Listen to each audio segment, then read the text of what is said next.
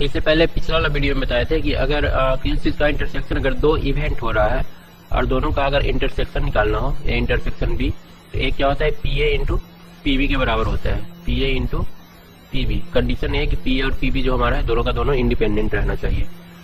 तो अगर हम लोग कॉइन वाला जब हम लोग केस लेते हैं तो कॉइन वाला में पहला और दूसरा जो टॉस होता है वो दोनों में एक दूसरे के साथ कोई रिलेशन नहीं होता है।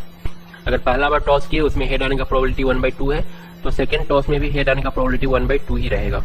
ये हम लोग पढ़े थे। और अगर ये इंडिपेंडेंट ना रहे तो हम लोग इस तरह से सोल्व करते हैं, P A intersection B is equal to P A into P B by A, B by ए।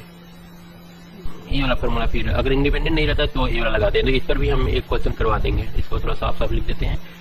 अगर इंडिपेंडेंट नहीं रहा तो पी ए इंटरसेक्शन बी का जो फॉर्मूला है वो हो जाएगा P A into P B by ए।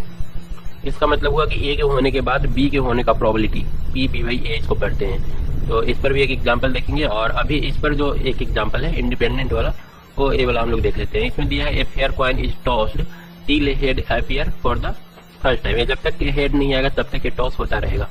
तो probability that the number of required toss is odd. तो ऑड मतलब क्या, या तो फर्स्ट बार में हेड आ जाए या फिर थर्ड बार में या फिर फिफ्थ बार में, ठीक है, या फिर सेवेंथ भी हो सकता है। इस तरह से ऑड, तो ऑड बार में हेड आने का प्रोबेबिलिटी क्या होगा। तो इसमें हम लोग क्या करेंगे, सबसे पहले फर्स्ट बार में हेड आने का प्रोबेबिलिटी क्या है। जो फर्स्ट टाइम में 1/2 होगा। उसके बाद थर्ड चांस में करेंगे तो उसके बाद अगर थर्ड चांस में करेंगे तो फिर हम लोग का जो प्रोबेबिलिटी हो जाएगा सारा तो एक दूसरे से इंडिपेंडेंट होगा, ठीक है। तो पहला बार में आया होगा मान लो टेल, हेड लाना है ना, फर्स्ट के टॉस टिल ए हेड अपीयर, तो फर्स्ट टाइम में टेल मान लो आया होगा, सेकंड टाइम में भी टेल आया होगा, तो थर्ड टाइम में फिर हमारा हेड आएगा। ये होगा तीसरा बार में हेड आने का प्रोबेबिलिटी। इसी तरह से अगर हम लोग पांचवा बार में करेंगे तो वो कितना हो जाएगा 1/2 टेल, मतलब सब बार टेल आएगा और लास्ट में हेड आएगा। तो ए फर्स्ट टाइम हो गया, ए थर्ड टाइम हो गया, ए फिफ्थ टाइम हो गया। इस तरह से आगे बढ़ता जाएगा।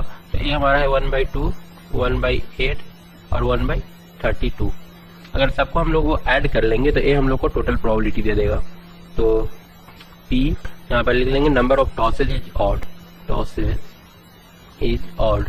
तो इसमें हो जाएगा 1/2 प्लस 1/8 प्लस 1/32 प्लस, इस तरह से आगे बढ़ता रहेगा और इन्फिनाइट तक जाएगा।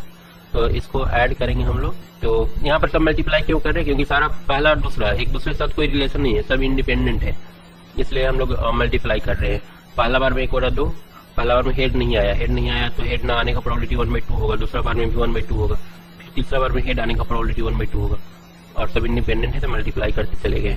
तो ये हमारा जीपी में आ रहा है 1/2 प्लस 1/2 का होल प्लस 1/2 का होल 5 फिर 7 ऐसे करके आएगा।